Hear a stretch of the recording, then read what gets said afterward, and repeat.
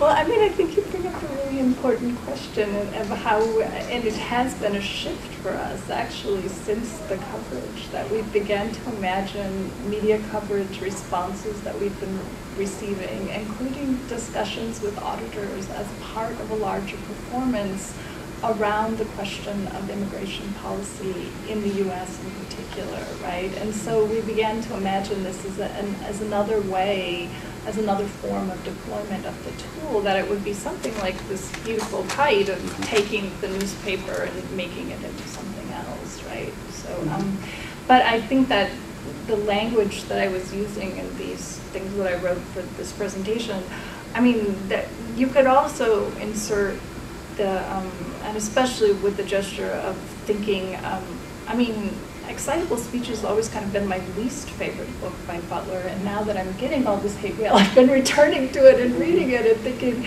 wow, there's so much here.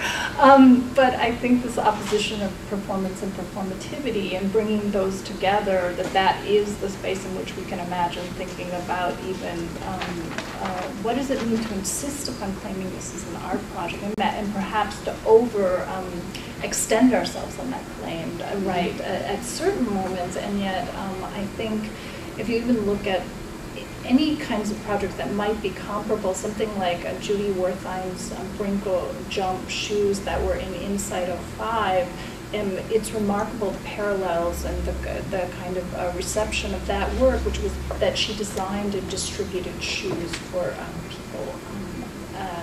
They were distributed in Tijuana to possibly cross, and the shoes were simultaneously sold in a high-scale boutique in San Diego for $215, so free versus $215. And the responses by Fox News in particular were pretty much, I mean, I wondered when I was going through that, looking at some of those responses, because I was just researching it. I thought I was going to insert that in here too, and then I was like, okay, that's enough.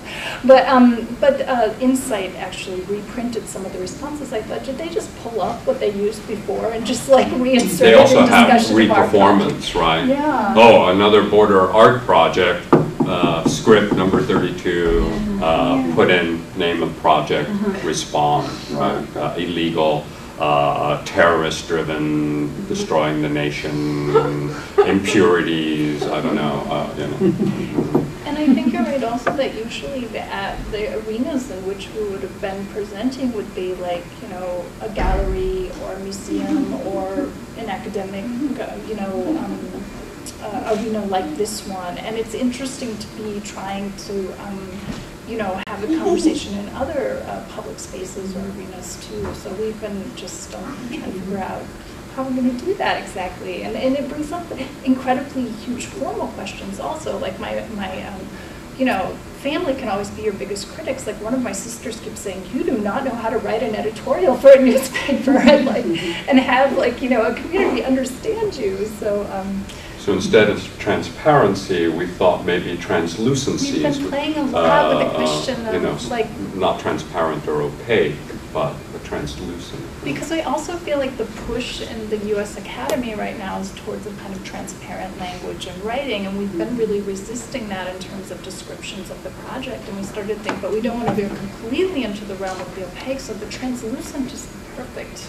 middle ground for even thinking about how to define and express. So this is what I used when the accountants asked me what the agenda was, and so, you know, I said, Transborder performatives disturb the matrix of multiple borders, the desert of the real, locative code, paradigm, social network, the trans of trans, and the frames of the aesthetic. And then they said, what? And I said, Transborder performatives, fractalized time, spaces of the and both conditions of cognitive mapping and affective mapping. And perhaps we are mapping something other than that. And they said, what? And I said, well, these are the conversations that we're having around these issues with each other. And you're asking what are the conditions of our thinking and conceptualizing. So it could be, we could name it queering technologies might be another thing. From Brett Stahlbaum, it might be code as class, that is class war.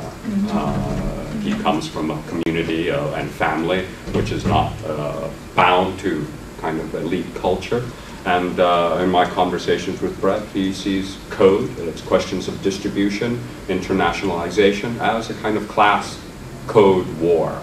Right? So that would be one view.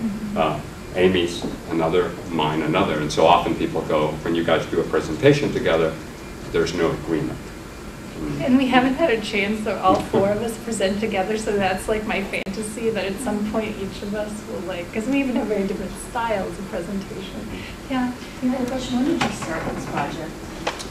The Transborder Immigrant Tool, conceptually, the first phase was, I think, sometime around April 2007, Okay. sitting around coffee. So well after 9/11, that's why I was asking. Oh, yes. Yeah.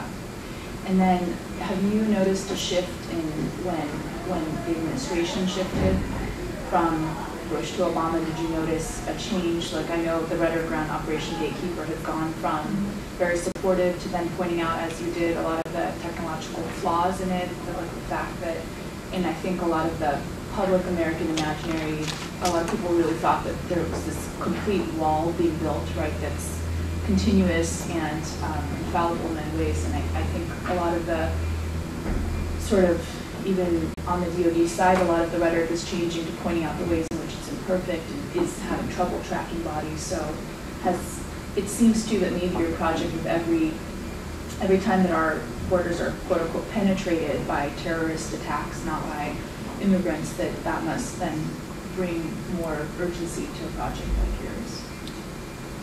Well, I mean, we haven't been at it long enough to really track that, but in fact, it got no media attention until just recently. so it was actually post-Obama, Yeah. but I'm not sure if it had, because of this kind of tendency of anger that's emerging, kind of the politics of rage, and so the aesthetics of rage, so that while Bush was in power, that aesthetics of rage was contained because that rage could express itself through preemptive wars, I don't know. However, even though, of course, Bush often did, things about, letting immigrants in, for the most part, the aesthetic of rage played out. But now, post-Obama, it's been kind of compressed, and now it's no longer purely an aesthetic, but obviously very directed.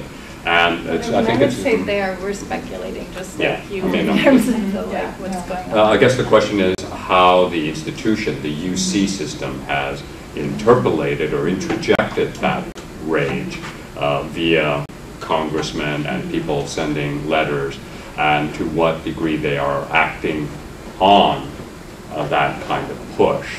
I wonder if you should